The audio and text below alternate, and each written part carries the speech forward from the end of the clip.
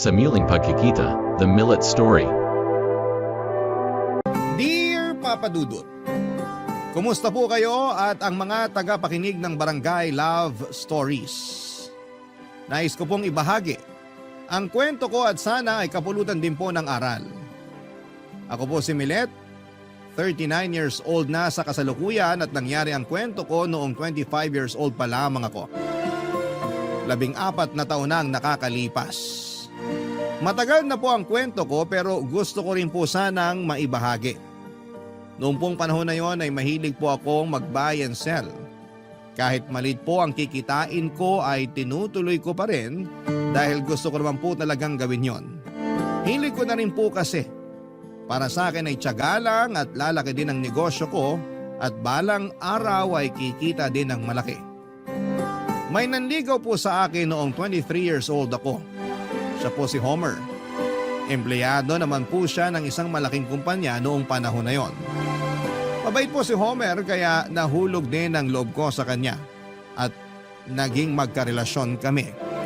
Makalipas naman ang isang taon ay nagpakasal kaming dalawa. Noong po nanligaw siya sa akin ay inisip ko na hindi pa ako handa. Pero doon po talaga nauwi ang lahat, Papa Dudut. Naging maganda naman po ang relasyon namin. Masaya kami at walang oras na sinayang para maiparamdam namin sa isa't isa ang pagmamahal namin. Pero hayaan niyo munang simulan ko ang lahat sa pagkakakilala namin para mas makilala niyo pa kami ni Homer. Nagawi po ako sa opisina nila dahil sa imbitasyon ng isang katrabaho niya. Dahil nga po sa negosyo kong buy and sell at doon na kami unang nagkakilala. Hindi ko pa kabisado ang opisina nila kaya medyo kinakapa ko pa kung saan ang kinakaroonan ng pakay kong tao nang bigla kong lapitan ni Homer, Papa Dudut.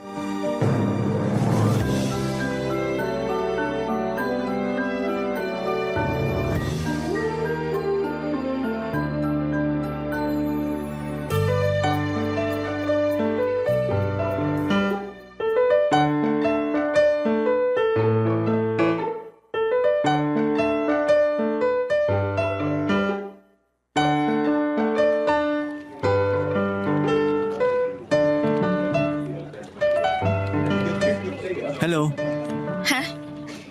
Hi. may paglilingkod ba ako sa'yo? Ha? Bakit parang gulat na gulat ka? Kasi naman sa bihis mo parang ikaw ang may-ari nitong kumpanya kaya nakakahiyang sa'yo ako magtanong. Bakit naman nakakahiya? Ibig mong sabihin, ikaw nga ang may-ari nitong kumpanya? Hindi. Ikaw niloloko mo ko. Hindi ah. Hindi kita lolokohin. Seryoso ako sa'yo. Okay. Teka, ano? Anong sabi mo? Sabi ko anong maipaglilingkod ko sa'yo. Hinahanap ko kasi si Mr. De La Paz. Nasa meeting pa siya. Ganun ba? Okay lang, maaga lang talaga ako dumating sa usapan namin. Mabuti pa doon na muna tayo sa kantin. Magkape tayo. Nako, mura lang ba mga tinda dito? Kasi ang laki ng opisina parang mamahalin ng mga tinda sa kantin. Mura lang, tsaka sagot ko naman eh. Ano? Wag na, nakakahiya. Ayos lang. Total magkakape din naman ako. Hindi pa nga tayo magkakilala, ililibre mo na ako. Ay, oo nga pala. Sorry, nawala sa isip ko. Kasi naman, na-mesmerize ako sa ganda mo eh. Palabiro ka pala talaga. Nako, totoo no? By the way, ako si Homer. Ako naman si Millet. O ayan, magkakilala na tayo. Kaya pwede na kitang ilibre. Ikaw talaga, sige na nga. Baka isipin mo suplada ako pag tumanggi ako eh. Yan! Tara na! Saan ba? Dito, tara. Ang laki nitong opisina, no? Oo, nung bago nga ako dito, naliligaw pa ako eh. Ilang taon ka na dito? 5 taon na. Intern lang ako dati tapos inabsorb na ako ng opisina. Nako, magaling ka siguro. Sakto lang. Humble ka pa. Teka nga pala, ano bang kailangan mo kay Mr. De La Paz? Baka magalit yun pag nakitang magkasama tayo. Nako, bakit naman siya magagalit? Hindi ba siya nanliligaw sa'yo? Si Mr. De La Paz? Hindi customer ko siya. May binibenta kasi akong alahas. Okay. Good. Bakit? Tsaka na, baka isipin mo hambog ako eh. Bakit naman? Kasi kung sasabihin ko na crush kita, baka mahambugan ka sa akin. Kaya itatago ko na lang muna. Sinabi mo na eh. Nasabi ko ba? Oo no, nakakainis ka. So anong sagot? Sagot? Sa tanong ko, Wala ka namang tinatanong ah. kung pwede ba akong manligaw? Ikaw pala biro ka talaga. Seryoso nga, Grabe, ang bilis naman. manliligaw pa lang naman eh. Nako, mas mabuting kilalanin na muna natin ang isa't isa. Malay mo ba kung masama ang ugali ko? Mukhang hindi naman. Paano ka naman nakakasiguro? Ramdam ko. Gaya ng tindi ng nararamdaman ko sa'yo. Ayan, dinadaan mo na naman ako sa bilis ah. Huwag ka mapipikon ha. Handa ako maghintay. Basta papayagan mo lang ako na manligaw. Paano kung may asawa na ako? Ha? May asawa ka na? Wala.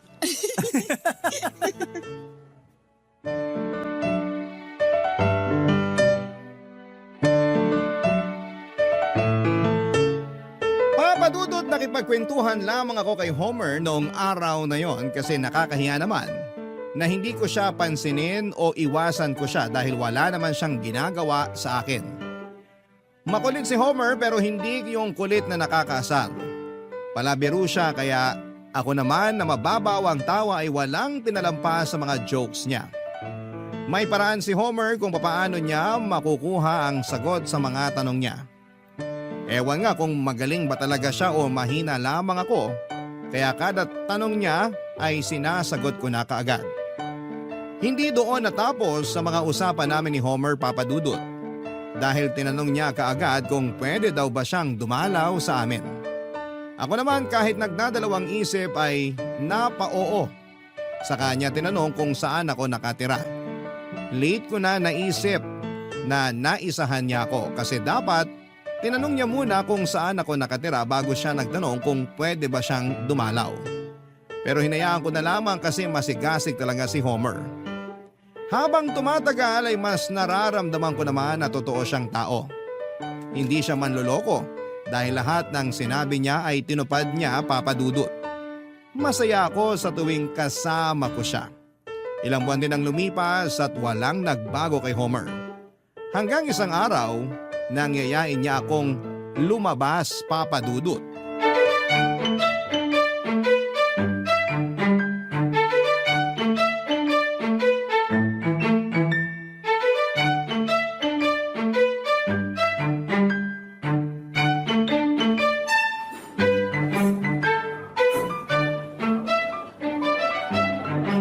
Kain ka lang ha. Sobra ka na. Ha? Bakit? Kasi pinapataba mo na yata ako eh. Hindi ka naman tabain. Kasi sa tagal na nating lumalabas, hindi ka naman nagbabago.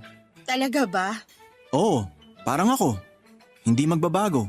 Ayan ka na naman sa mga pagka-cheesy mo ha. Totoo naman ang sinasabi ko eh. Oo na nga. Hindi ka ba naniniwala sa akin? Uy, wag kang ganyan. Mabuti na yung sigurado. Kasi baka iniisip mo pala, niloloko lang kita. Grabe ka, hindi naman. Ibig sabihin naniniwala ka sa akin? Ha? Oo. Ano?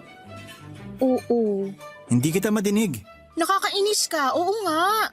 Uy, napipikon. Hindi kaya ako pikon. Hindi nga. Hindi nga. We, Nakakapikon ka naman eh. okay Tam, napipikon ka sa akin eh. Ngayon lang. Sorry na. Uy, hindi ako galit ah. Ewan kahit makulit ka, hindi ako nagagalit sa'yo. Bakit? Ewan ko nga. Imposible. Anong imposible? Imposibleng hindi mo alam. Ang alin? Kung bakit hindi ka naiinis sa akin. Nagugulahan na ako sa pinag-uusapan natin. Sorry, sana huwag ka magagalit sa akin. Hindi mabait ka naman eh. Uy, salamat. Uy, baka lumaki ang ulo mo ah. Siyempre, basta galing sa'yo, alam kong totoo. Nako, parang alam ko nang idudugtong mo dyan. Ano? Na kasing totoo ka ng pagmamahal mo sa akin. Predictable na ba ako? Hindi naman, may pattern lang. Ha? Hindi tayo matutunawan sa pagkain nito eh. Sinasabayan kasi natin ng tawa. Oo nga. Sige, kain ka pa. May gusto ka pa bang iba? Ayan ka na naman eh. Sapat na tong in-order mo. Sapat na din na makita lang kita. Sabi ko na nga ba eh. Pero seryoso, matagal na din naman tayong lumalabas. Nag-uusap. Matagal na ako naliligaw. Kailan mo ba ako sasagutin? Ha? Alam mo naman na seryoso ako sa'yo. Alam mo na din kung gaano kita kamahal. Sana sagutin mo na ako. Pero, Pero ano? kasi, Kasi ano? Ano? Anong ano? Oo. Anong oo? Oo na nga. Ano? Talaga? Sinasagot mo na ako?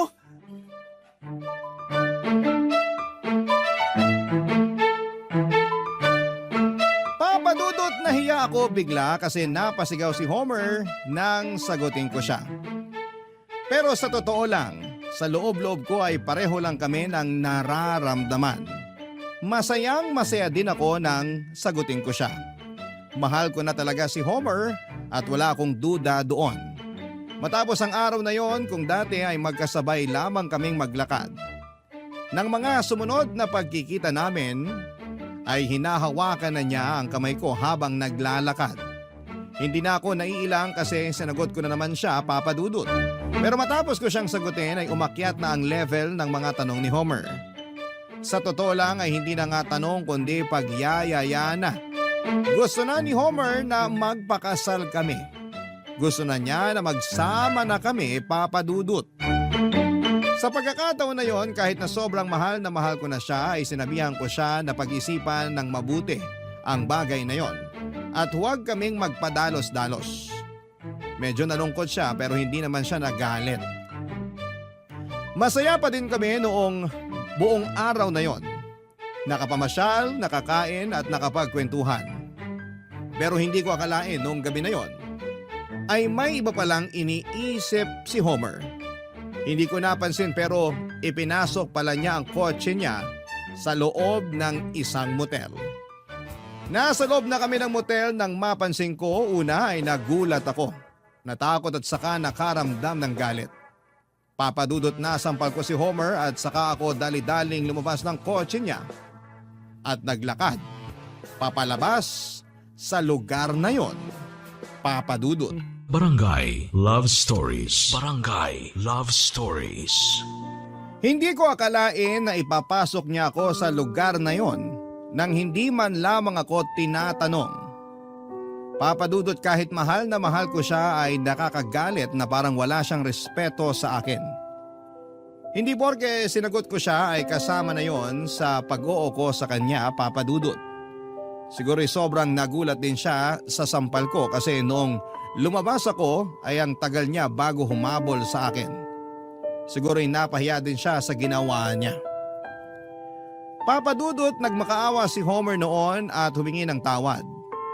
Hindi ako kumikibo at wala naman akong ginagawa o sinasabi pero siguro sobrang guilty niya ay napaiyak siya habang humihingi ng tawad. Ramdam ko ang pagiging sincero niya sa paghingi ng tawad kaya dahil na rin siguro sa pagmamahal ko sa kanya ay pinatawad ko siya, Papadudot. Bumalik kami sa kotse at umalis sa lugar na yon. Hindi pa din tumigil si Homer sa paghingi ng tawad at nagmamakaawa na huwag akong magalit sa kanya. Para matapos na ay sinabi ko ang laman ng dibdib ko.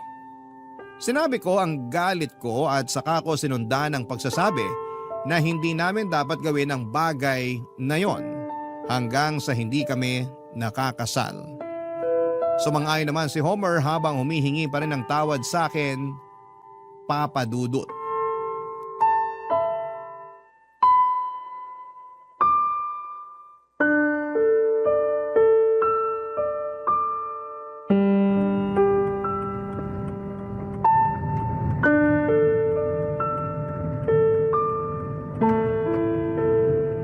Sorry, Milet. Patawarin mo ako. Mahal na mahal kita. Ano bang pumasok sa utak mo? Hindi ko alam. Patawarin mo ako. Nawawalan ka na ba ng respeto sa akin? Hindi. Hindi mangyayari yun. Naisip mo ba na mangyayari to nung inisip mong ipasok ako sa lugar na yon? Hindi ako nag-iisip. Patawad. Nag-uusap naman tayo. Mas maiintindihan ko pa kung tinanong mo eh. Kaso yung basta mo na lang ako dinala doon?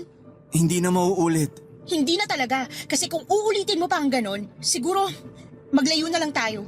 Wag naman, Milet. Kakalimutan ko ang gabing to ah. Buburahin ko siya sa isip ko. Salamat, Milet. Pero kung maulit ito, kung may magawa ka pang tulad nito, magkalimutan na tayo. Pinapangako ko. Hindi na mauulit kahit kailan. Sinabihan na kita na hindi natin pwedeng gawin ang mga bagay na yun hanggang hindi tayo kasal. Oo. Ano bang mga plano mo? Sabihin mo na para alam ko kung saan ako lulugar. Hindi na kita pipilitin sa mga ayaw mo. Hihintayin ko na lang kung anong desisyon mo. Nakakausap mo naman ako kaya sabihin mo na lang ang mga nasa isip mo para mapag-usapan natin. Mas maganda yung nag-uusap kaysa naghuhulaan. Oo, Oh, bakit ang tipid mo magsalita? nahihiya ako sa ginawa ko. Madali lang kalimutan ng pagkakamali basta wag nang uulitin. Hindi na talaga. Kung ganyan ka magsalita, mas maaalala ko pa yung pangit na nangyari. Anong gagawin ko? Nakahingi ka na ng tawad. Nangako ka nang hindi na uulitin yon kaya ibalik mo na yung dating ikaw para mawala na yung tensyon na nangyari. Hindi ko alam kung paano bumawi. Ako na nga nagsasabi, kalimutan mo na at wag nang ulitin kaya bumalik na tayo sa dati. Oo, Anong oo? salamat. Hindi yan ang gusto kong marinig. Yung palabirong ikaw ang gusto kong makausap ngayon. Mahal kita, Milet. Yan ang biro mo? Hindi biro yun. Gusto ko lang sabihin. Alam ko naman na mahal mo ko kaya bumalik ka na sa dati. Sige, pero pwede ba maya-maya na lang? Sige, naiintindihan kita. Salamat, Milet. Salamat sa lahat. Salamat din. Ha? Saan? Salamat at hindi mo pinilit ang gusto mo. Salamat at naintindihan mo ko.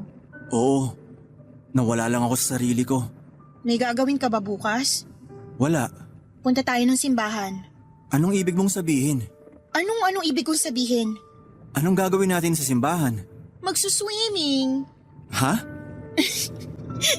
Natural magsisimba kasi linggo bukas. Akala ko. Ano naman yung akala mo? Wala. Sabihin mo na kasi baka yan na ang dahilan ng ikakagalit ko.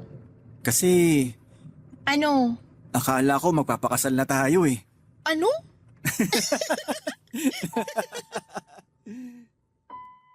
Papadudot mabuti na din at nangyari ang mga nangyari dahil simula noon ay mas lalong naging marespeto si Homer. Iniwasan niyang sumama ang loob ko. Hindi naman sa pabor lahat sa akin ang mga ginagawa niya pero ibinabalik ko din naman lahat ng pagmamahal niya. Iniiwasan namin ang magkatampuhan. Pag may napansin ang bawat isa ay itinatama agad namin. Naging mas swabe ang relasyon namin. Dahil bukod sa pagmamahalan, ay sobra na ang naging respeto namin sa isa't isa, Papa Dudut. Matapos ang pangit na gabing yon ay parang nagumpisang muli si Homer sa panliligaw at parang kinukuha niya muli ang loob ko para mahalin ko siya ng gaya ng dati. Sa totoo lang ay hindi naman nawala ang pagmamahal ko sa kanya. Ayoko lang uli kasi na masyado niyang maging kampante kaya may mga restrictions pa din ako sa kanya, Papa Dudut.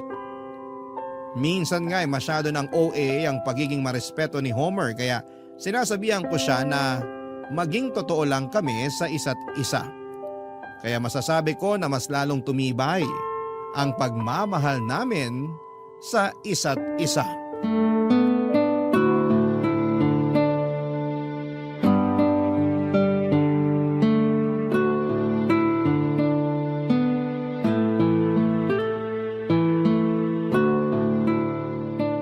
Okay ka na ba? Oo, Tara na. tara.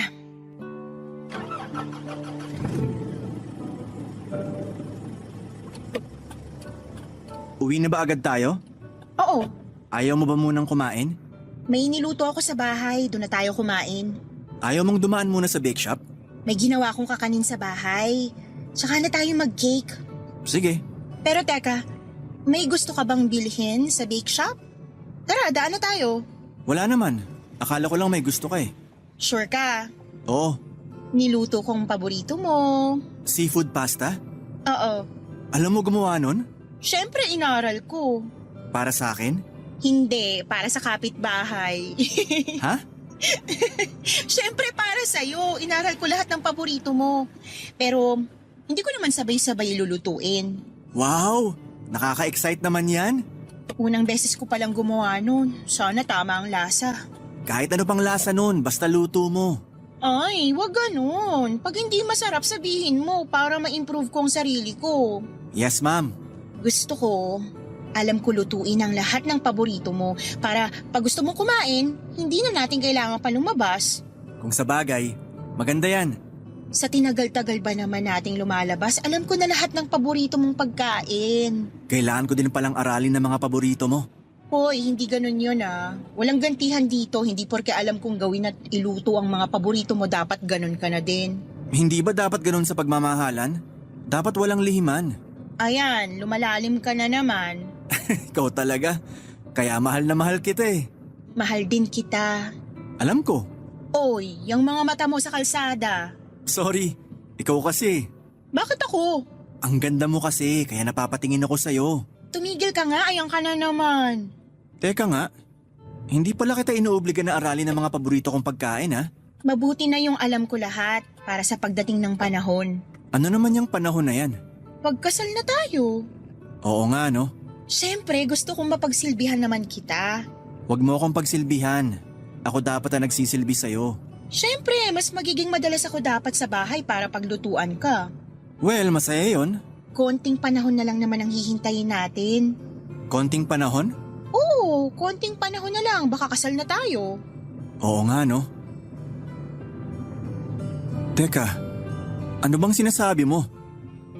Tama bang pagkakaintindi ko? Bakit? Ano bang pagkakaintindi mo? Na magpapakasal na tayo? Handa ka na ba? Handa na! Handang-handa! O, edi magpakasal na tayo. Talaga? Oo nga. Woohoo! Uy, nagmamaneho ka. Ay, sorry! Papadudot matagal na rin naman ang relasyon namin kaya ako na din mismo ang nagsabi kay Homer na magpakasal na kami. Total sa nararamdaman namin na pagmamahal sa isa't isa ay doon din naman papunta yon, Papadudot. Isa pa ay nasa tamang edad na rin kami pareho at maayos naman ang kabuhayan namin. May trabaho siya at may negosyo ako. Kaya handa na kami. Nangyari na nga ang kasalan, hindi ganon kagarbo, pero siniguro namin na masaya at memorable. Nandun lahat ng mga mahal namin sa buhay, mga kamag-anak at kaibigan. Lahat sila ay masaya para sa amin at kami naman ni Homer ay walang paglagyan. Ang saya sa nangyayaring yon. Saan pa ba naman mauuwi ang lahat pagkatapos ng kasal, kundi sa naudlot na kagustuhan ni Homer noon. Diretso kami sa honeymoon pagkatapos ng reception. Kasal na kami kaya yun na ang katuparan ng pangako ko kay Homer. Naganap na nga po ang lahat ng gabing yon. Papadudot. Barangay Love Stories. Barangay Love Stories. Papadudot, gaya ng sinabi ko ay walang paglagyan ng saya naming dalawa ni Homer. Gaya ng sinabi ko ay palagi ko siyang ipinagluluto ng mga paborito niyang kainin. Marami din akong iba pang mga inaral para naman hindi magsawa si Homer dahil hindi pa ulit-ulit ang luto ko. Kung nung unang niyaya ako ni Homer sa motel noon ay muntik na kaming magkasira. Sa mga sumunod na pagkakataon ng pagyayaya niya ay napagbibigyan ko na siya, Papadudot. Napag-usapan naman din namin na kapag pagod kami ay hindi namin pipilitin ang isa't isa. Laging kinukwento ni Homer na sana ang unang anak namin ay lalaki. Pero kung babae man daw ay ayos naman din sa kanya. Pero hiling niya na lalaki muna sana. Lagi niya din sinasabi na kahit hanggang 3 o 4 na anak daw ang magkaroon kami. Pero ako pa rin daw ang magdedesisyon. Lumipas nga ang mahigit 6 na buwan na nagsisiping kami ay parang hindi pa rin ako nabubuntis. Nagtataka ako pero mas nagtataka si Homer. Tinanong pa niya kung umiinom ako ng contraceptive.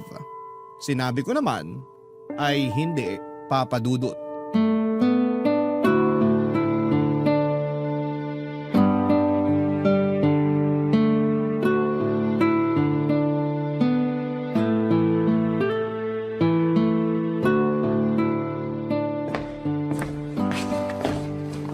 Milet, mag-usap nga tayo.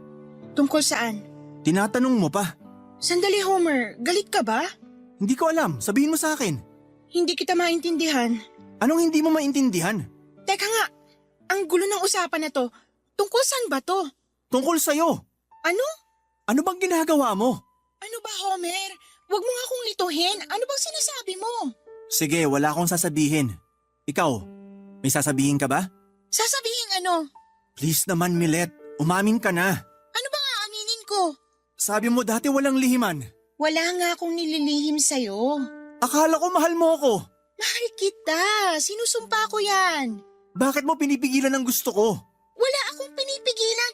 Kung maaari nga lang lahat ng sabihin mo, oo na lang ako. Kaso minsan kailangan humindi eh. Ayun, Ano? Anong ayon? kaya pala ayaw mo kong pagbigyan.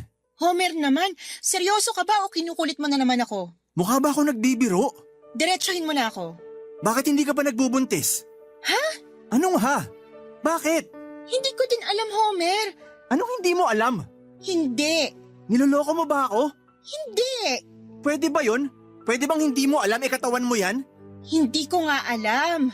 Umiinom ka nga ng pangontra. Hindi nga.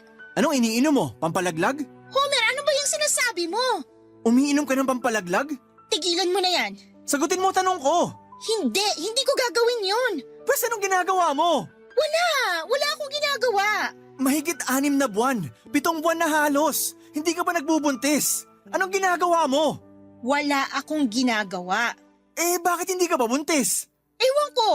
Akala ko ba handa ka na? Ayaw mo pa bang magbuntis? Sinabi ko naman sa'yo na handa na ako ah. Gusto mo nang magbuntis, pero ayaw mo pang magkaanak? Sinabi ko na sa'yo ang sagot dyan. Napag-usapan na natin yan. Ulitin mong sinabi mo. Ano ba to, Homer? Gusto kong madinig sa'yo ang sinabi mo. Gusto ko na din magkaanak. Yun pala eh. Eh bakit mo kinukontra? Ano bang nangyayari sa'yo? Wala nga akong ginagawa.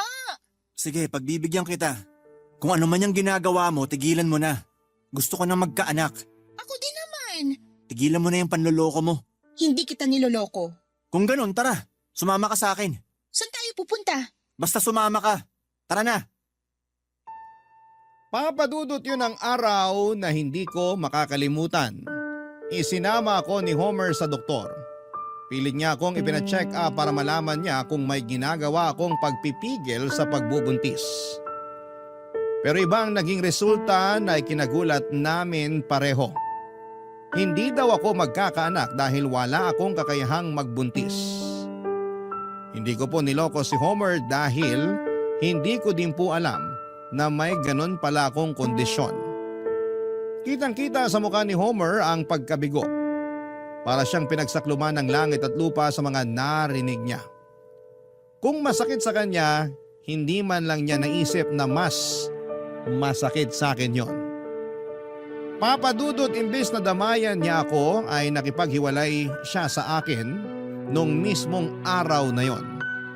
Munti ko ding hindi nakayanin ang pagdating ng dalawang mabigat na pangyayari sa buhay ko. Ang malaman kong hindi ako magkakaanak at ang iwanan pa ako ng kaisa-isang lalaki na minahal ko ng sobra. Lumayo si Homer at hindi ko alam kung saan siya nagpunta. Hindi na niya ako pinakinggan. Nawala na kami ng komunikasyon. Sa hindi inaasahang pagkakataon makalipas ang mahigit 10 taon, ay nakasalubong ko si Homer, Papadudot.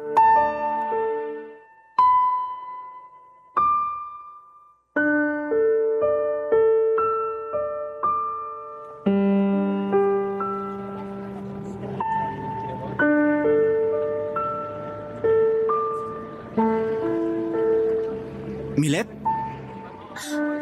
Homer, ikaw ba yan? Ako nga. Ang laki ng pinagbago mo ah. Nagpatubo ako ng balbas eh. Bagay sa'yo. Salamat. Ikaw naman, wala kang pinagbago. Compliment ba yan? Oo naman. Binibiro lang kita. Salamat. Kamusta ka? Eto, ayos naman. Napalago ko na din yung negosyo ko. Sinong kasama mo? Nasa loob pa ng mall. Hinihintay ko nga siya rito eh. May asawa ka na? Ikaw talaga, nagpapatawa ka. Seryoso ang tanong ko. Paano kung magkakaasawa kasal pa tayo? Oo nga.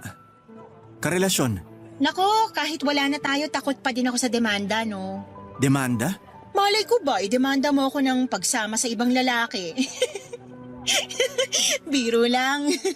Kung ganon, sino yung hinihintay mo? Hindi ko siya asawa o karelasyon. 10 taon lang siya, no? Pasensya ka na sa tanong ko ha. Ano ba? Ayos lang yun. Eh ikaw, may nakarelasyon ka ba? Ha? Anong ha? Huwag mong sabihin na offend ka sa tanong ko. Kasi kanina nung tinanong mo ako, sinagot ko ng diretsyo. Hindi naman. So wala din. Meron. O nasan siya? Wala. Nasa ibang bansa. Ah, okay. May anak na kayo? Oo. 2. Masaya ako para sa'yo. Salamat. Saan ka pupunta ngayon? May bibilhin lang sa loob. Naku, nakakaabala na yata ako sa'yo. Hindi. Matagal din na di tayo nagkita. Masaya akong nakita uli kita.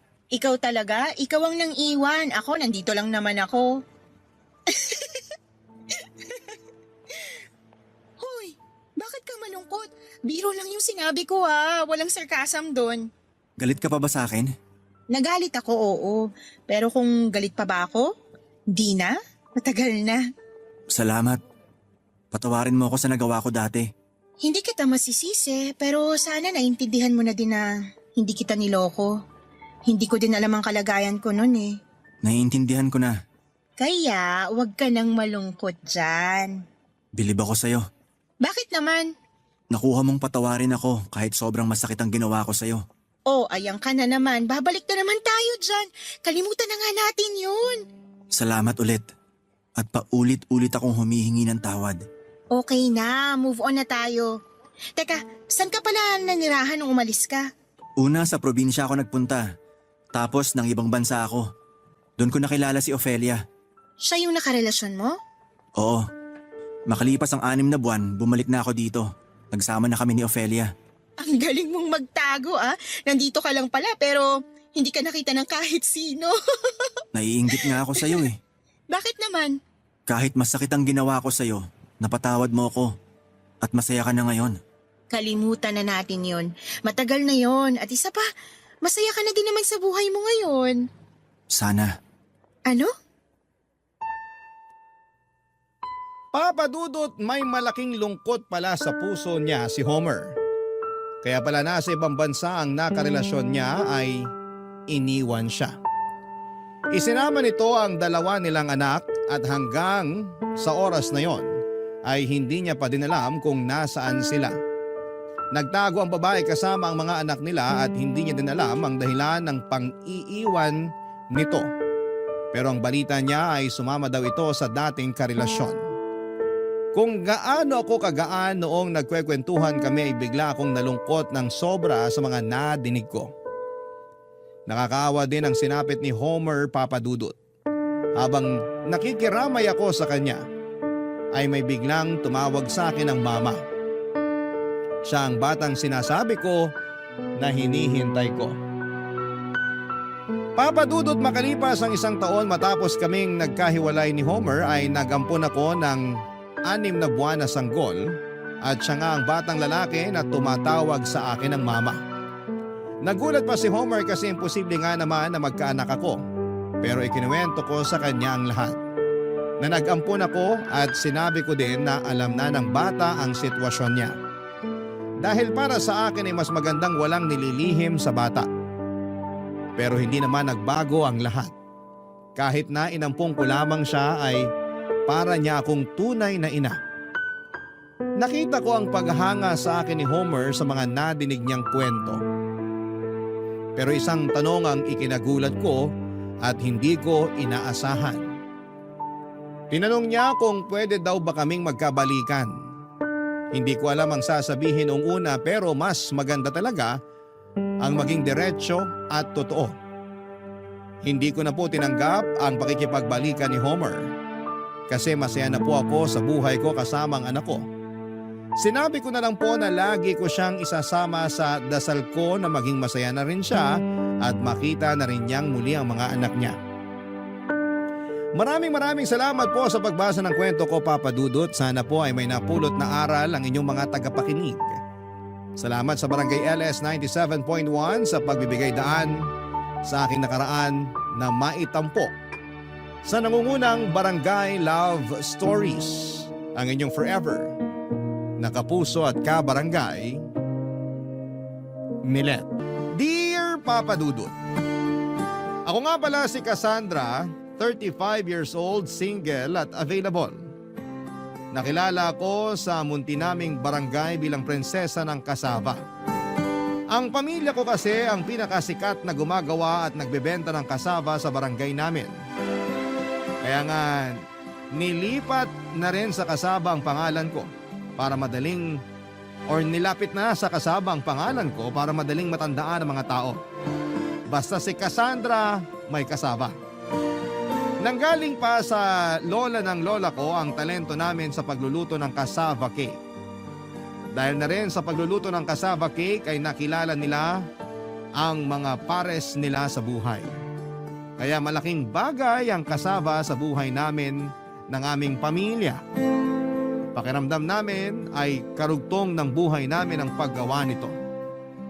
Bata pa lamang ako, Papa Dudut, ay nakikita ko na kung paano haluan ng pagmamahal ng lola at mama ko ang mga niluluto nilang cassava cake. Tansyado nila ang bawat sangkap na inilalagay at hinahalo nila. Ang lagi nilang iniisip ay sana'y magustuhan ng mga suki nila ang cassava nila. Hindi naman sila nabigo, Papa Dudut. Lahat ng pumunta at pumila para makatikim ng cassava nila ay umuuwing masaya at kontento. Kaya sa paglaki ko ay wala akong ibang ginusto kundi ang makasunod sa yapak ng angkan ko. Gusto ko ring mapabilang sa mga sumikat dahil sa kasaba. Pinasa na nga rin sa akin ng pamamahala ng kasaba noong nasa hustong edad na ako. Siyempre binantayan pa rin ako ng nanay ko sa pag-aasikaso. Pero inaral ko mabuti kung paano ang tamang timpla ng kasaba para sa bawat kagat ng kakain. Alam niyang hinaluan ko yon ng pagmamahal. Isa sa mga naging suki ko ay si Julio. Kaidaran ko rin siya, Papa Dudut. Isa siyang empleyado ng isang agency malapit sa barangay namin. Tuwing hapon ay dumaraan siya sa pwesto ko para makapagmeryenda habang nagyoyosi. Walang palya yon. Mula nung natikman na niya ang kasaba ko ay inulit-ulit na niya ang pagbalik. Kaya nagkakilala na rin kami ng husto, Papa Dudut. Marami na siyang nalaman sa akin at ganoon din ako sa kanya. Naging komportable na kami sa isa't isa, Papa Dudut.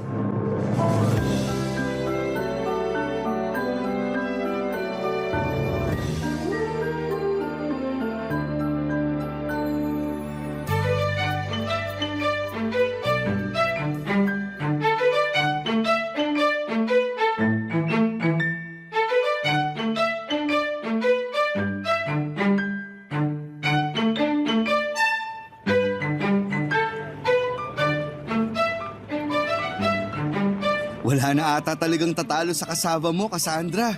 At wala na ring tatalo sa pagiging bolero mo, Julio. Nagsasabi ako ng totoo. Sa tingin mo, bakit ako magtsatsagang pumila rito ng ilang taon kung hindi ako nasasarapan sa kasava mo? Kasi kuripot ka at kasama ko lang ang afford mo. Totoo rin naman yan. Pero masarap talaga eh. Sakto sa presyo. Hindi na daan sa arena. Saka malasa ang itlog at hindi puro asukal lang natitikman ko. Hindi ko tinipid sa gatas, keso at itlog yan ah. Kaya nga sulit eh. Holiday bukas ah. Magdadagdag ka ba ng extra? Oo naman. Kalating karton ulit ah. Long weekend eh. Long weekend na nga, hindi mo pa buuin yung karton. O sige na nga, isang karton ng kasava. Ibigay mo sa akin yung medyo tostado yung ibabaw ah. Alam ko na yan, hindi mo na kailangang sabihin. Alam mo na talaga kung anong gusto ko. Ikaw pa ba? Paborito mo talaga akong customer. Alam mo yan. Kaya pala wagas ka kung makadagdag ka ng nyug sa ibabaw ng kasava ko. Ayaw mo ba? Gusto ko nga. Inggit na inggit sa akin yung ibang customer mo. Di mo ako tinitipid sa nyug. Hindi ko titipirin ang paborito kong customer. Akala ko ako lang ang mambobola rito. Ikaw din pala. Natuto lang sa'yo. Marami ka pang matututunan sa akin. Ano bang matututunan ko pa sa'yo? Tuturuan kita kung paano tamang magsaing ng bigas. Pwede ba yan para sa mga single at available na tulad ko? Ha? Bakit? Pang-ina relationship lang ba ang pagsasaing ng bigas? Hindi naman. Kaya lang, kasi, paano ba magsaing ng tama? Lagyan mo lagi ng isang kutsarang suka para hindi mapanis agad ang sinaing mo. Acidic ako eh. Wala na bang ibang paraan para hindi agad mapanis yung sinaing? Wala na akong alam eh. Yan lang kasi yung naituro sa akin ng ex ko. Wow, naalala mo pa pala yung ex mo. Naaalala ko lang lahat ng tinuro nila sa akin. Ako rin, naalala ko pa lahat ng tinuro sa akin ng ex ko. Ano bang tinuro niya sa'yo? Baka makatulong sa akin. Tinuruan niya ako maging better. Pass, okay na pala ako. Alis na ako, Cassandra. May aayusin pa ako sa mesa ko sa office bago ako umuwi. Sige, ingat ka. See you sa Martes. Mamimiss kita. Ha? Mamimiss mo ako? Mamimiss kita kasi ikaw yung pinakamagastos kong suki ng kasava. Ayun. Akala ko naman kung ano na. O sige see you sa Tuesday. Ngumiti ako kay Julio nang may halong nerbiyos. Hindi ko alam kung paano ko nalusutan ang eksena namin yon. Matagal ko nang kilala si Julio at matagal ko na rin natanggap na may feelings ako para sa kanya. Kaya lang ay hindi niya yon alam, Papa Dudut. Hindi niya yon napapakiramdaman. Nung una nga ay masyadong halata ang paglalandi ko sa kanya. Kaya lang ay hindi naman niya kinakagat ang bawat attempt ko na landiin siya. Kaya ako na rin ang nagsabi sa sarili ko na ilihim na lamang muna ang nararamdaman ko para sa kanya.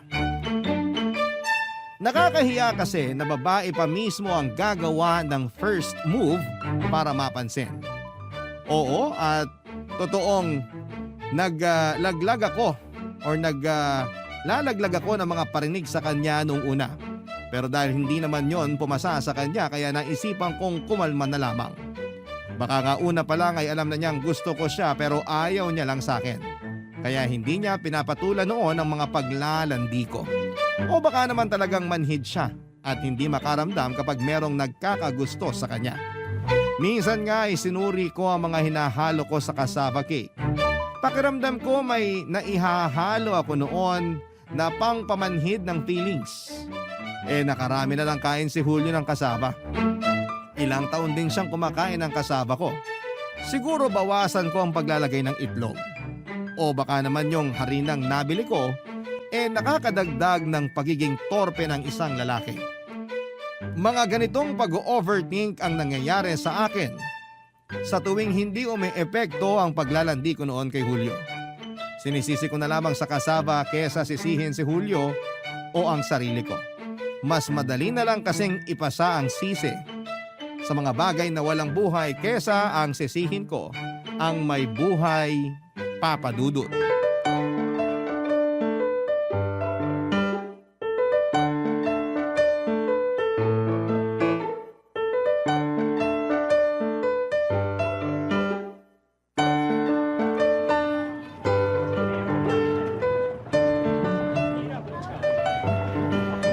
Hello Cassandra, pabili ng cassava. Buhay ka pa pala. Grabe ka naman. 3 araw lang akong hindi napadaan dito sa pwesto mo. Ano bang nangyari sa'yo? Nagkasakit lang. Nagkasakit ka? Ba't di mo man lang ako minessage sa Facebook? Ha? Bakit naman aabalahin pa kita? Wala lang. Alam mo namang dahil sa'yo kaya ako kumikita. Concerned lang naman ako sa number 1 customer ko. Ilang araw kasi ako hindi natunawan. Nilagnat tuloy ako. Hindi ka natunawan? Talo mo pa ang 6 na buwan na sanggol? Sensitive kaya ang sikmura ko. Kawawa naman pala tong baby na to. Baby mo ako? Ayaw mo ba?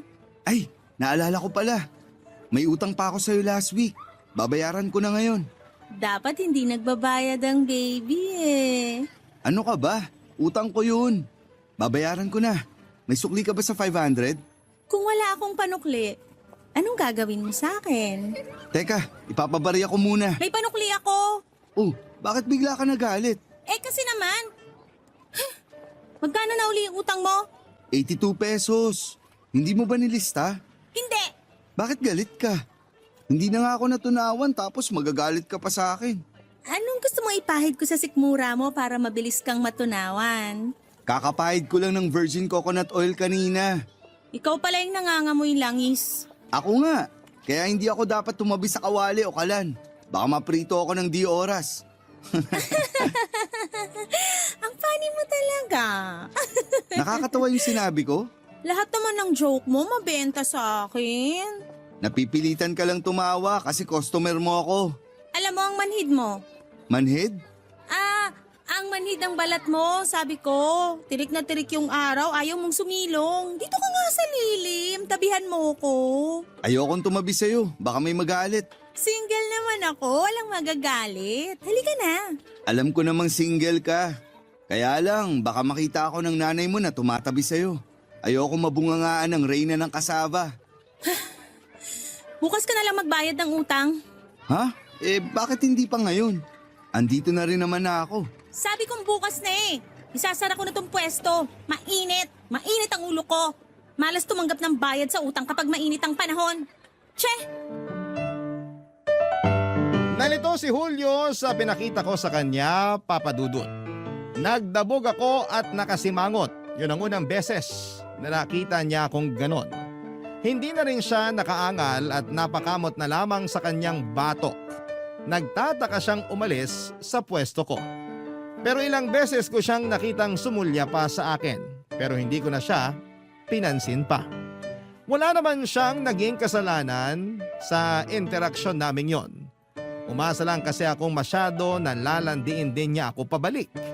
Pero grabe na ang pagiging manhid niya. Hindi na niya napansin na ilang beses ko nang sinubukan na landiin siya. Nasaktan ang pride ko bilang babae dahil ako na mismo yung palay na lumalapit sa kanya pero ayaw pa rin niya akong tukain. Hindi naman ako pangit. Sexy rin naman ako at marami akong bagay na pinagmamalaki sa sarili ko pero bakit parang hindi niya yon makita. Nagpost ako sa Facebook ng mga parinig para sa mga lalaking manhid. Hindi man lang nilike ni Julio. Doon ako mas lalong nainis. Nag-my day na rin ako ng selfie ko at may caption na nagpaparinig na single ako at ready na magpaligaw. Na-view lang ni Julio pero wala naman siyang naging reaksyon. Hindi niya ata talaga ako type, Papa Dudut. Yon ang napagtanto ko. Binura ko na ang selfie kong yon dahil marami ng mga lalaki nagme-message sa akin at nagpapasimpleng landiin ako. Hindi naman para sa kanila ang pagpaparinig kong yon, Papa Dudut. Para kay Julio yon pero dahil nuknukan siya ng kamanhiran. Ayon hindi pa rin niya ako napansin. Hindi ko rin naman matitiis na may tensyon sa aming dalawa. Kaya nag-message ako sa kanya at sinabing may dalaw lamang ako noon kaya napakasungit ko sa kanya nang wala sa oras. Naintindihan naman niya at nagbalik muli ang friendship naming dalawa ng mga sandaling yon, Papa Dudut. Barangay Love Stories. Barangay Love Stories. Papa Dudut, naisipan kong idaan sa pagpapaganda ang lahat. Bumili ako ng makeup, sexing damit at high heels. At kahit sabihin pang magbebenta lang naman ako noon ng kasaba pero kung umasta ako ay akala mo'y imbitado ako sa GMA Gala. Baka kasi nakukulangan pa noon sa itsura ko si Julio kaya hindi niya ako magawang matapunan ng tingin. Nag-check ako sa internet kung ano ang tamang make-up at outfit sa akin. Ang dami kong sinubukan pero plakado na noong nagsuot ako ng red lipstick at asul na bestida. Kinulot ko ang buhok ko na akala mo'y a-attend talaga ako ng prom. Nag-lotion pa ako ng buong katawan kasi parang nagbibitak-bitak na yung balat ko dahil masyadong dry. Nagsuot na rin ako ng contact lens na kulay green para kunwari afam ang nagbebenta ng kasaba sa kanto namin. Siyempre, tinimplahan ko na rin ng light makeup ang mukha ko. Tinapos ko ang lahat sa ilang spray ng mamahaling pabango na regalo sa akin 4 years ago. Bihira kong gamitin ang pabango na yon dahil masyadong mahal. Ginagamit ko lang kapag may espesyal na okasyon. Siyempre, bukod sa sarili ko, sinarapan ko pa lalo ang kasaba ko. Kahit malugi na ako noon sa araw na yon ay wala akong pakialam. Dinagdagan ko ng pangpalasa ang kasaba ko. Bigay todo ako sa gatas, niyog at itlog. Habang niluluto ko ngayon ay wala akong ibang nasa isipan ko kundi ang makita ang ngiti ni Julio habang kinakain ng niluto kong kasaba. Pinangako ko sa aking sarili na hindi matatapos ang araw na yon nang hindi napapansin ni Julio ang pagbabago sa itsura at sa kasaba ko. Binaon ko na rin ang pabango ko para kung kumupas man ang amoy ko ay meron agad akong magagamit. At nung sumapit na nga ang oras ng pagdating ni Julio ay pinakita ko sa kanya ang ngiti ko.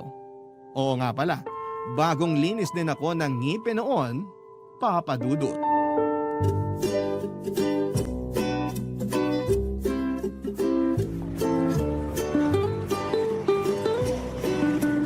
Parang may tumapo na pabango rito sa pwesto mo ah. Ah, pabango? Kaninang umaga lang ako nagpabango. Ewan ko ba kung bakit umabot pa yung amoy hanggang hapon. Epekto siguro ng pawis ko. Healthy kasi ang pawis ko eh. Sana all healthy ang pawis. Gusto mo ay pagsupot kita ng pawis ko? Hindi na. Marami pa ako sa t-shirt ko. Tipirin mo na yan. Bahala ka. Maraming gustong sumimot ng pawis ko. Sisimutin ko na lang ang kasava mo. Talaga? Gusto mong simutin ang kasaba ko? Amoy na amoy ang kasava mo hanggang sa kabilang kanto eh. Natakam tuloy ako. Alam mo bang mas sinarapan ko pa ang timpla ng kasaba ko ngayon? May araw ba na hindi? Iba kasi ngayon. Times 25 ang pagiging special ng kasaba ko. Inubos ko yung itlog namin sa batch ng niluto ko ngayon, ah. Baka naman nasobrahan mo sa itlog. Baka maglasang leche flan. Hindi yan. O baka maglasang omelette na yan ha. Mapapadoble na ang almusal ko niyan. Ginajudge mo naman kasi agad eh. Di mo pa nga natitikman. Sorry na. Alam mo namang loyal ako sa original na timpla mo ng kasaba. Ganyan ang jowang hinahanap ko. Loyal sa kasaba ko. Wala namang dagdag na bayad yan ha. Ang lala mo mag-overthink. Naniniguro lang. Kasi sakto lang tong dala kong pera para sa kasaba mo. Kung kulangin man, huwag ka mag-alala kasi libre ko na. Nakakahiya namang magpalibre sa'yo eh. Mukhang marami kang pinagkakagastusan ngayon. Ha? Anong pinagkagastusan? Nagpakulot ka, tapos halatang bago yung bestida mo. Ano bang bago? Bata pa lang ata ako nung binili ko to. Ngayon ko lang sinuot kasi ngayon lang nagkasya. Ah, ganun ba? Mukhang hindi luma ah. Tanggalin mo na lang siguro yung tag sa laylayan. Baka matisod ka. Hayaan mo yan. Pangpaswerte raw yung price tag na yan. Bagay din sa'yo yung makeup mo. Lumabas ang pagiging tisay mo. Akala ko hindi mo na mapapansin. Salamat. Oo nga pala. Napansin mo ba yung bagong nagbebenta ng kasaba rin sa kabilang kanto? May nagbebenta ng kasaba sa kabilang kanto? May gusto ng kumalaban sa akin? Akala ko alam mo na. Doon kasi minsan bumibili yung mga katrabaho kong lalaki. Bakit ayaw nila dito sa akin? Alam mo naman yung ibang lalaki, kapag nakakita ng bata at magandang babae. So bata at maganda yung nagbebenta ng kasaba sa kabilang kanto? Gano'n ka bata at gano'n ka ganda? Sexy? Ano waistline? Nung bumili ako ron. Bumili ka ron? Huwag kang magalit. Napabili lang naman ako ron nung naubusan na ako rito. Last week lang naman yun. Plastic mo pa pala alam na may kumakalaban na sa kasaba ko. Bakit ngayon mo lang sinabi sa akin? Hindi ko naman kasi alam na big deal sa'yo kung may bagong magbebenta ng kasaba. Sabihin mo sa akin kung gaano siya kaganda at kabata. Ang alam ko, 25 anyos siya. Maganda, makinis at medyo malambing sa mga customer. Kaya yung mga katrabaho kong lalaki, dun sila bumibili. Ayoko na. Nasayang lang ang lahat. Nasayang ang alin. Magsasara ako ng maaga. Umalis ka na. Teka, gusto ko pang matikman ang kasaba mo. Tikman mo na lang yung kasaba nung nasa kabilang kanto. Che!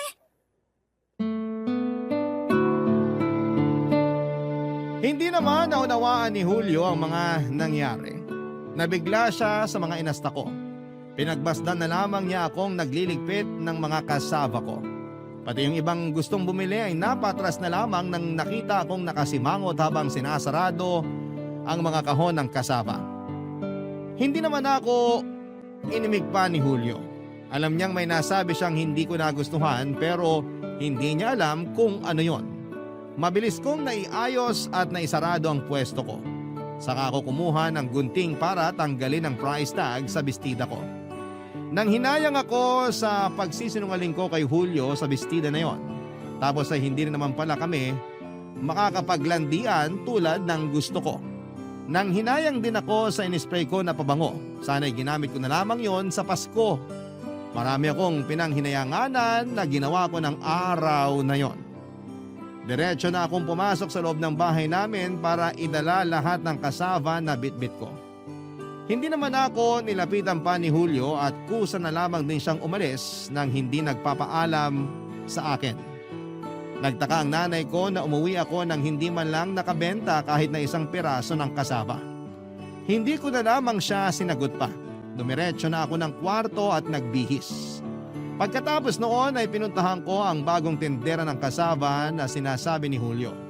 Napag-alaman ko sa Marites sa amin na Anya raw ang pangalan ng tinderang yon.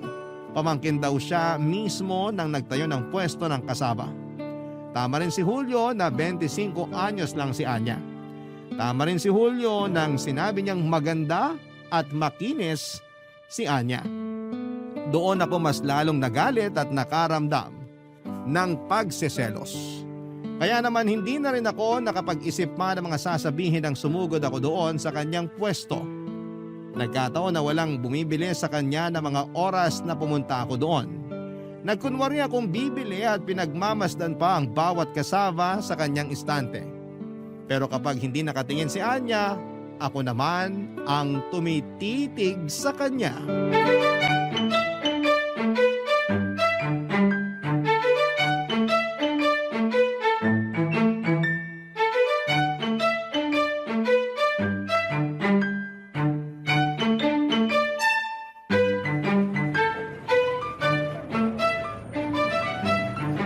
Miss, okay ka lang? Ha? Pansin ko kasi kanina ka pa nakatitig sa mukha ko eh. Wala. Nagko-compute lang ako kung sakto lang yung dala kong pera para makabili ng kasava mo. Mukha ba akong calculator? Mukha kang mang-aagaw. Ano yun? Ang sabi ko, siguro maraming nag-aagawan dito sa paninda mong kasava. Naku, puro lalaki lang naman na nag-aagawan dito. Siguro kaya sila bumibili kasi maganda yung nagbebenta. Parang ganun na nga. Natikman mo na ba ang kasava ko? Balak pa lang sana. Masarap ba? Hindi kasi ako kumakain ng kasava. Inaalagaan ko kasi ang waistline ko. Alam mo na, ang hirap i-maintain ng 24 inches na bewang. Grabehan sa 24 inches? Parang leeg lang ng tito ko yan Kaya kung bibili ka rito ng kasava, huwag mong sobrahan ng kain ha, para sumeksi ka naman. So, hindi ka nasisexihan sa akin. Sexy ka naman siguro. Natatakpan lang ng oversized t-shirt mo. Bili ka na ate. Wag mo akong inaate. Hindi naman nagkakalayo ang edad natin. Talaga? 25 pa lang ako eh. Ikaw ba? Pabili ng 2 slice ng kasava. Itong nasa kaliwang karton ang gusto ko. Itong tostado. Naku, ni-reserve ko na to para dun sa gwapong customer ko last week. Pero mukhang hindi naman na siya dadaan ngayon. Kaya sige na nga, sa'yo ko na lang ibenta kaysa mapanis lang ulit. Sinong customer mo yung mahilig sa tostadong kasava? Minsan lang bumili sa akin yon, last week pa. Tostado rin yung gusto niya. Anong pangalan? Julio. Nakakainis nga eh, kasi hindi na siya umulit na bumili dito. Lagi ko pa naman siyang nire-reserbahan ng tostado, pero hindi ako susuko. Minsan sabi ng Diyos, matuto rin tayong sumuko. Sa ngayon, isusuko ko muna sa iyo tong tostadong kasava kasi mukhang malabo na naman siyang dumaan dito. Pero bukas, kapag dumaan dito mga katrabaho niya, magpapaabot ako sa kanila ng kasava para kay Julio. Ayos bang plano ko, te? Alam mo, mukhang hindi masarap yung kasava mo. Hindi mo pa nga natitikman. Marunong akong kumilatis ng kasava. Kapag hindi dinadapuan ng langaw, hindi masarap. Hindi masarap o sadyang malinis lang ang benta kong kasava? Hindi yan masarap, girl. Alam ko, malakas ang kutob ko. Kaya kung ako sa'yo, wag mo nang ipilit ang kasava mo kay Julio dahil ibang kasava ang gusto niya. At sino ka naman para magsabi ko anong kasava ang pipiliin ni Julio? Kasava ko lang naman ang binabalik-balikan ni Julio sa kabilang kanto. Alam mo ba yon? Pumunta ka rito dahil nai-insecure ka na may kumukumpetensya na sa kasava mo. Hindi ako nai-insecure. Gusto ko lang sabihin sa'yo na mas masarap ang kasava ko. Kaya kung ako sa'yo, sunugin mo na lahat ng benta mo. Pag sinunog ko to at naging tostado, ako pa mismo magdadala kay Julio. Tingnan lang natin kung hindi siya maglaway sa tostadong kasava ko. Baka maglaway siya dahil mukhang magkakarabi siya sa bentang kasava mo. Che! Di check ka rin? So ano ate, hindi mo nabibilin tong tostadong kasava ko? binili ko pa rin ang tostadong kasava ni Anya. Binalot niya yon at saka inabot sa akin. Inabot ko na rin ang bayad ko pero bago ako umalis ay umismid ako sa kanya para ipakitang hindi ako natutuwa sa kanya. Inirapan din niya ako at nagpatuloy na sa pagbebenta ng kasava niya. Habang naglalakad ay masama ang loob ko. Hindi dahil rumirehistro pa rin ang mukha ni Anya sa akin. Totoong maganda siya at sexy.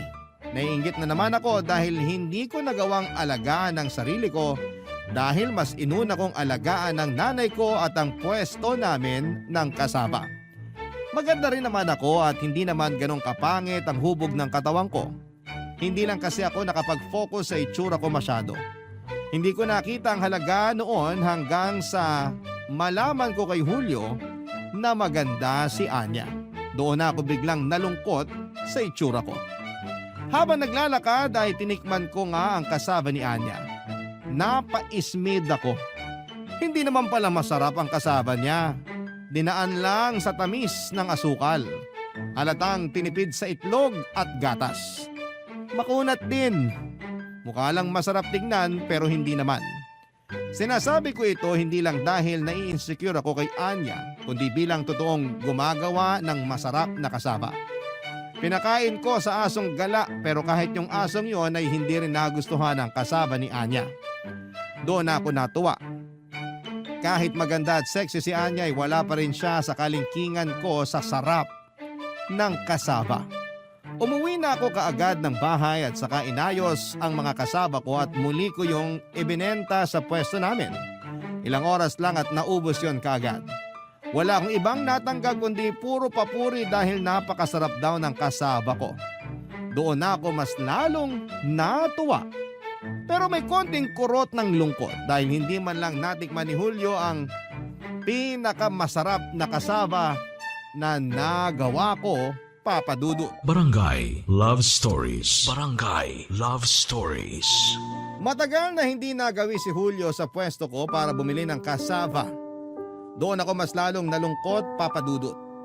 Alam ko namang kasalanan ko ang pag-iwas niya. Naguluhan at natakot din siya sa inasta ko. Kaya lang ay hindi ko naman magawang ipaliwanag sa kanya na nagsiselos lamang ako noon. Hindi ko nga rin alam kung tama pa rin ba na gumawa ako ng paraan para magpapansin sa kanya o hayaan ko na lamang ang tadhana ang gumawa ng paraan para pagsamahin kaming dalawa. Kaya lang ilang taon na akong interesado sa kanya pero mukhang walang balak ang tadhana na ilapit sa akin si Julio sa paraang gusto ko. Yon ang naging madalas na ino-overthink ko. Kaya mas lalong bumagsak ang pag-asa ko na magkakaroon pa ako ng tsansa kay Julio. Hindi ko na kinaya ang lungkot. Sinukuhan ko na lamang yon tungkol sa aming dalawa.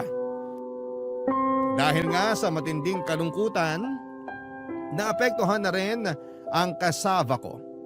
Hindi ko na nahaluan ang saya at pagmamahal ang niluluto kong kasava. Hindi ko na rin maayos na natatansya ang mga sangkap. Napansin yun ng nanay ko at pinagsabihan na kailang ulit ako sa pagluluto ng kasava dahil parang hindi ko na makuha yung perfect at nakasanayang lasa. Mas lalo tuloy akong naging malungkot dahil hindi ko na magawang palasahin pa tulad ng dati ang kasava ko. Tinanggap ko na lang siguro na nangalawang na ang passion ko pagdating sa pagluluto ng kasava. Kung hindi man yun magustuhan ng mga suki ko ay ayos lang din kung hindi na sila bumili pa.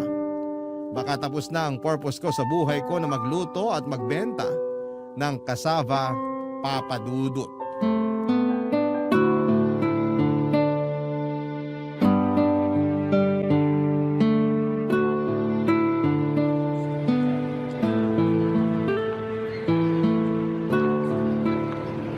Hello, Cassandra. Bibili ka? Sana, kung pagbibilan mo ako. Wala naman ako magagawa kung gusto mong bumili. Kakabukas mo lang ba? Hindi, kanina pa akong umaga nagbukas. Siguro pangalawang batch na itong mga kasaba mo na nakadisplay, kaya ang dami. Yan din yung mga nilatag ko kaninang umaga. Matumal lang talaga yung benta. Bakit kaya? Hindi ako sanay na may laman pa tong mesa mo.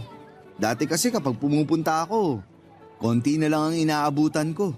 Hindi ko alam. Lunes kahapon ha. Malakas ang bentahan mo tuwing Lunes, di ba? Malay ko nga. Huwag ka na ngang magtanong. Mas lalo lang akong naiinis eh. Ay, sorry. Gusto ko lang namang makipagkwentuhan sa'yo. Busy ako. Bumili ka na lang. O sige, kalahating karton ng kasava. Yung pinakaluma na lang ang ibigay mo sa akin.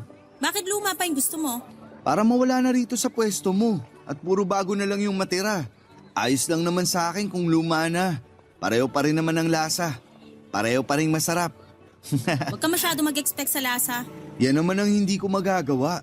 Alam mo namang mataas ang expectations ko sa kasava mo. Kahit kailan, di naman ako nabigo. O sige, para maranasan mo rin kung paano mabigo. Ha? Oh, itong slice ng pinakabagong luto ng kasaba. Tikman mo para maranasan mo kung paano mabigo.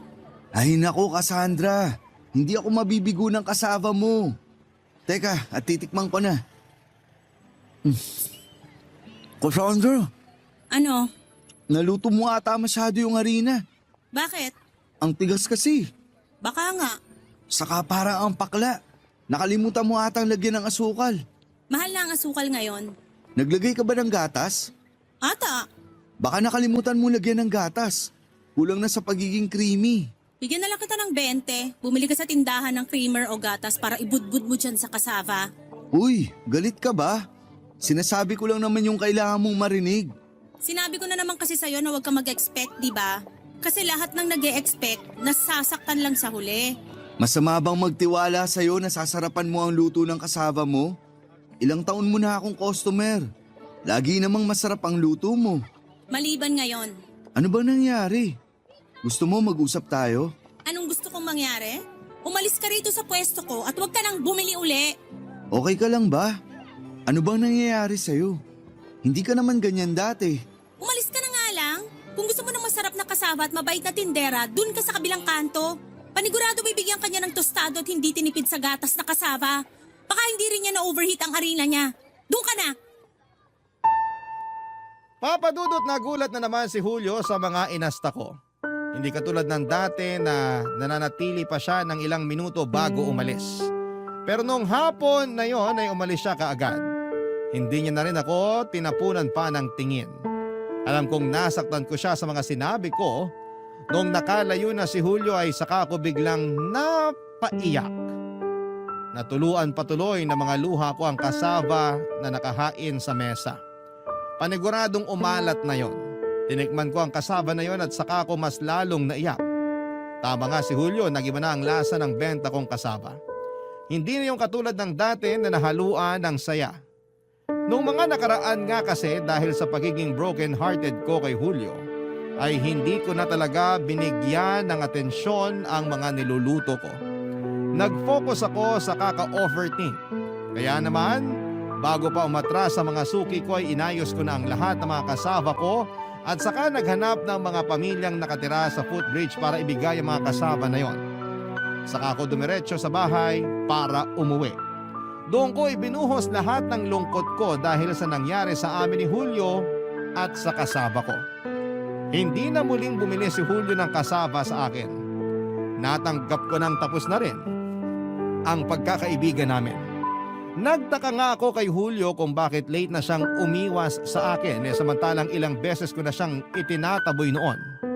Siguro yung huling taboy ko sa kanyang naging dahilan para umiwas na siya, papadudot.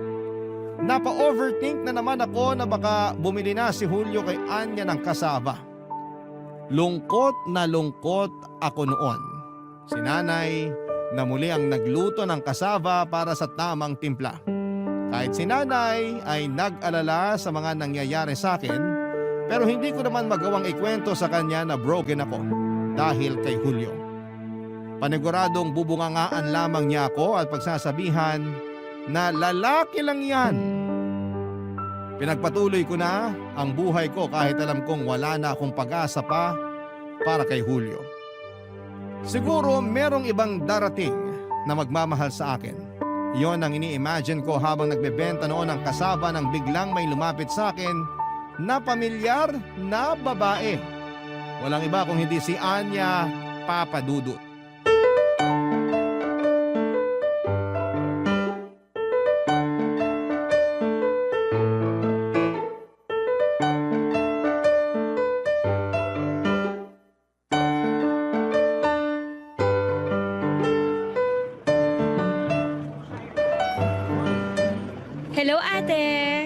Cassandra ang itawag mo sa akin, wag ate. Hindi kita kapatid.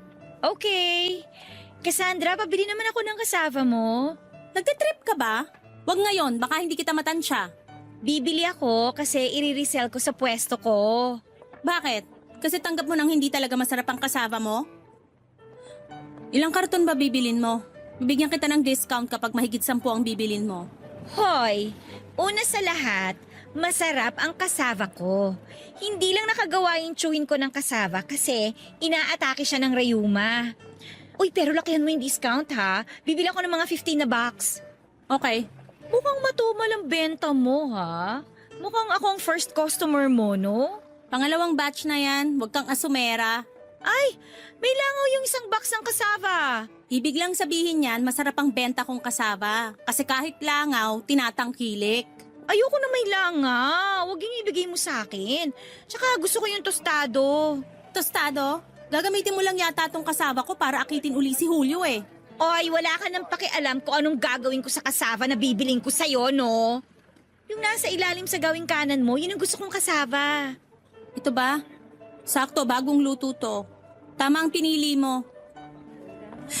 Alam mo, irespeto mo naman sana tong kasava. Kung gagamitin mo lang sa paglalande, makonsensya ka naman. Sabi ko nga sa'yo, wala ka nang pakialam kung anong gagawin ko sa bibiling kong kasava sa'yo, no? Kahit ilagay ko pa yan sa kilikili ko magdamag, wala ka na magagawa. Bagong luto ba itong nasa mesa? Ang bango ah. Oo, kasama yan sa mga bagong batch na nilabas ng nanay ko. Malaki kasi ang respeto ko sa kasava dahil pamana pa to sa amin ang ninuno namin. Kaya gusto ko, irespeto mo rin to. Bakit ba feeling mo ibabastusin ko ang kasava mo? Hindi ba? Puro tostado ang kinukuha mo. O ano naman ngayon? Gagamitin mo para landiin si Julio, no? Siya lang naman tumahilig sa tostadong kasava. Yung pagtataray mo ba dahil kay Julio? Hindi, no? Dahil to sa pagmamahal ko kay Julio. I mean, sa kasava. Hay nako, Cassandra. Dinamay pang inosenteng kasava sa pagsiselos. Hindi ako nagsiselos. Wala na akong panali ng karton. Okay lang ba sa'yo na i-plastic ko na lang to? Sige, ayos lang. Diyan lang naman sa kabilang kanto yung pwesto ko eh. Kung si Julio ang kinakasama mo ng loob, huwag kang mag-alala. Give up na ako, girl! Paanong give up? Sumuko na ako sa kanya, no? Ilang tostadong kasava yung nire-reserva ko sa kanya lagi. Pero hindi naman siya gumagawa dun sa pwesto ko. Talaga? Oh, di ngiti-ngiti ka ngayon. Masaya yarn? Hindi ah. Nagtry ako dumaan sa office nila para ibigay sa kanya yung tostadong kasava. Pero deadma siya sa akin. Nalaman ko na pinakain pala niya sa mga katrabaho niya yung inabot ko. Talaga? Ang saya mo, ha? Sabi ko naman sa'yo may kulang sa kasava mo eh. Masarap naman ang kasava ko, no? Iba lang talaga ang kasava na type ni Julio. Kasava ko ba yan? Ay, narinig ko yung mga tuksuhan ng mga katrabaho niya. Masyado raw siyang loyal sa kasava mo. Ako? Kaya kahit tingnan yung kasava ko, ayaw niya. Yung mata at dila niya, sa kasava mo lang talaga. Thank you. Huwag mo sasabihin na galing sa akin to ha, pero alam mo, feeling ko mukhang type ka niya. Yung kasava ko lang ang gusto niya. Girl, ikaw ang type mismo ni Julio, no? Narinig ko sa mga kasamahan niya.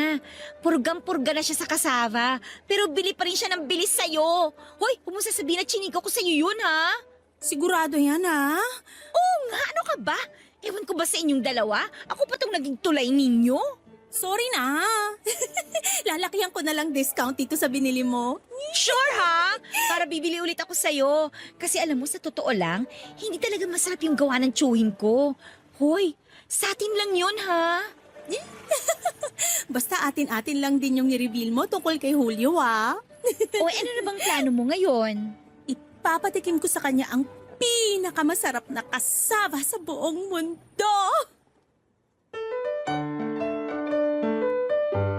Papadudot after makabayad ni Anya ay umalis na rin siya para makahabol pa ng benta. Ako naman ay naiwan sa pwesto at hindi na natanggal ang ngiti ko. Alam ko nang may gusto na noon si Julio sa akin at yun na ang simula. Kaya lang ay napatras pa rin ako dahil hindi ko alam kung paano lalapitan si Julio after noong mga nangyari sa amin. Tapos ay mukha pa siyang torpe at hindi sanay na lapitan ng babae. Paano ko kaya siya lalapitan at gagawa ng move para ayain na niya akong mag-date? Pinuntahan ko si Anya sa pwesto niya para makipagkwentuhan at humingi ng advice.